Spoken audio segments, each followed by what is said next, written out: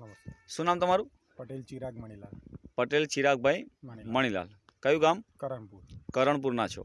અને આ કયું ગામ છે? આગિયોલ. આગિયોલ. આગિયોલમાં તમે આ બટેકાની ખેતી કરી છે. આ બટેકા તમે ટોટલ કેટલા વીઘા કર્યા છે? 10 વીઘા. 10 વીઘા બટેકા તમે આરે કર્યા છે.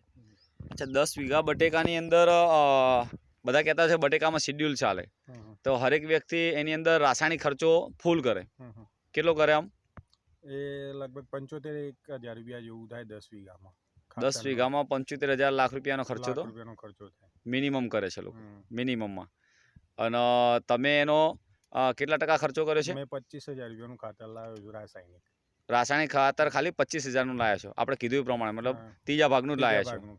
બરોબર છે. અને આપણી ઓર્ગેનિક પ્રોડક્ટ વેલનેસ લાઈફની તમે વાપરી છે. શું શું વાપર્યું છે? ભૂમિ અમૃત. ભૂમિ અમૃત, પછી પેલો ફૂગ માટેની દવા, હા, ફાઇટોવેલ, ગ્રીન પાવર, ગ્રીન પાવર અને પેલું મલ્ટીસેવર.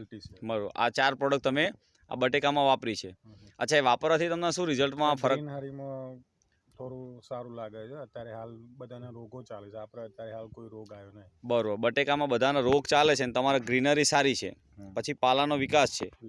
બરોબર. પછી બટાકા ઉખાડીને જોયા હતા, તો એમાં ગ્રોથ કેવો છે? ગ્રોથ સારો છે. અત્યારે હાલ 44 દિવસના બટાકા થયા છે. આપણે 100 થી 150 ગ્રામનું એક બટાકું તૈયાર થઈ ગયું. 100 થી 150 ગ્રામનું એક બટાકું તમારા કમ્પ્લીટ તૈયાર થઈ ગયું છે. અચ્છા, આ પ્રોડક્ટ જ્યારે વાપરવાના હતા, તમારા પાછળ ઉભા મામા છે, તો ત્યારે હું ડાઉટ પડતો હતો? ડાઉટ એટલે ઓર્ગેનિક આપણે પેલા કરેલું છે, પણ લોકો છેતરતા હતા. બરોબર. પણ એટલે આપણે લેતા નતા. પછી મામાના કહેવા પ્રમાણે અમે લીધું, પણ ફાયદો થયો છે. આમ ડરી લીધું હતું? ડરીને જ લીધું હતું. મગજમાં બેસતું જ નતું. ગામમાં મીટિંગ કરાવતા હતા, બિહેવિયર કરાવતા હતા.